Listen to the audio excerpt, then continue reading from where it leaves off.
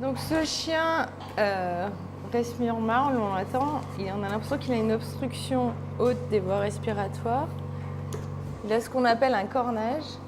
Et du coup, on va aller vérifier son larynx à l'échographie. Alors, on applique du gel bien sûr sur le larynx, la zone du larynx qu'on a tondue au préalable. On est sur le larynx, on a le cartilage cricoïde qui fait une espèce d'arche triangulaire en région ventrale. Ici, on a la rima glottis qui correspond à une petite quantité d'air qui est entre les deux cordes vocales.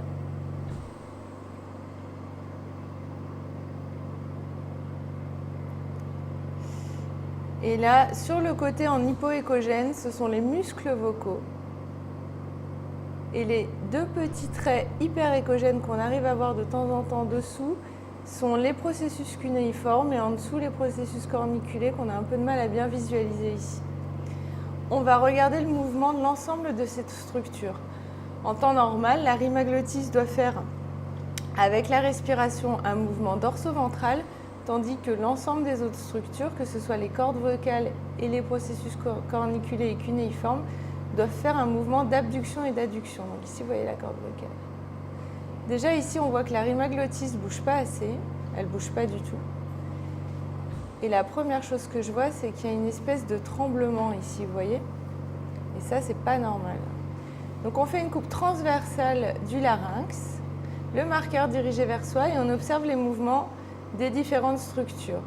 On voit ici que les cordes vocales ne bougent pas du tout, et on observe un mouvement dorso-ventral des processus corniculés et des processus cunéiformes au-dessus.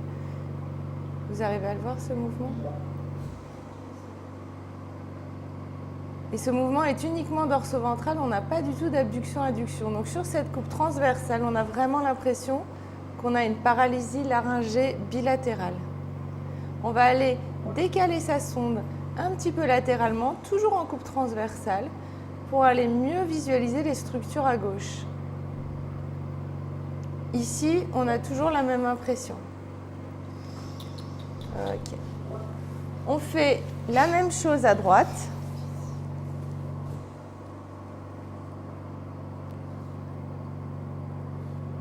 Alors, le plus difficile dans cet examen, c'est toujours d'être vraiment sur le larynx et pas juste à côté, et de l'avoir à peu près symétrique. Mais là, le chien est très gentil, donc ça se passe bien. Mais là, c'est pareil. On a vraiment l'impression de voir un mouvement dorso-ventral au lieu d'une abduction des cordes vocales. Et la rima glottis ne fait vraiment aucun mouvement.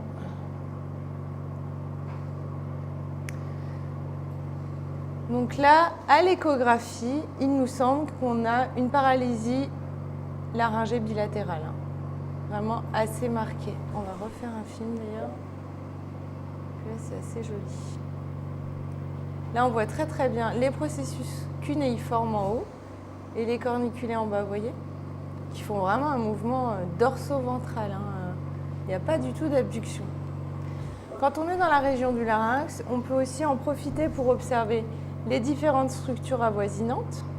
Donc ici, on a l'artère carotide qui va se diviser en artère commune, qui est d'abord une artère commune puis qui se divise en externe et interne. Entre la carotide et le larynx, on va retrouver la thyroïde qu'on va ensuite allonger. Voilà, comme ici.